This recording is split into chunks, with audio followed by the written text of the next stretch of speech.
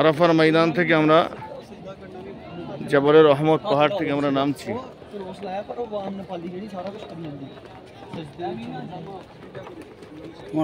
কিছু বক্তব্য দাও।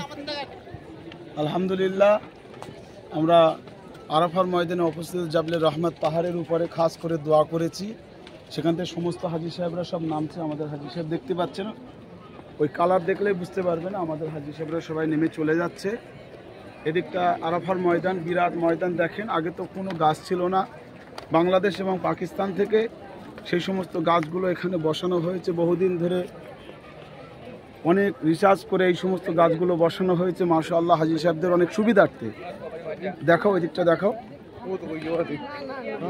আবার এখান থেকে নিচে এখন সিস্টেম করেছে, একদিক দিয়ে ওঠা, একদিক দিয়ে নামা, চতুর্দিকে পুলিশ গার্ড করেছে। একটা দিক দিয়ে ভালো হয়েছে যে মানুষ জাম করতো সিঁড়ির উপরে, সেই জামটা এখন আর হয় না।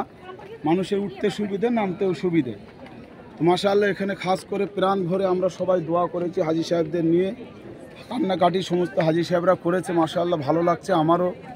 আমি গুনাহগার, সকালের জন্য দোয়া করা হয়েছে। যারা আসতে পারেনি, যারা দোয়া চেয়েছে, সকলের জন্য জবলে রহমত পাহাড়ের উপরে দাঁড়িয়ে দোয়া করা হয়েছে। যারা আমাদেরকে দোয়া চেয়েছে আমাদের কাছে, তাদের জন্য আমরা দোয়া করেছি। এবং আমাদের কাফেলাতে যারা এসেছিলেন আগে এবং আগামী দিনেও যারা আসবে, তাদের সকলের জন্য খাস করে দোয়া করা হয়েছে। এবারে যে হ্যাঁ, আমার বাহাউদ্দিন ভাই, তার আম্মাজান এসেছিলেন এখানে, বিদায় নিয়ে চলে গিয়েছেন। আল্লাহর হুকুম, তিনি চলে গিয়েছেন, কিন্তু তার জন্য আমরা খাস করে দোয়া করেছি এখান থেকে। আপনারা সবাই দোয়া করবেন আমাদের কাফেলার জন্য, এবং আগামী দিন যেন আমরা এই কাফেলা থেকে আরও সুন্দর খিদমত আমরা দিতে পারি, যেন আল্লাহ পাক তৌফিক দেয়। সেই দোয়াটা আপনারা সবাই করবেন। আমিন আমিন।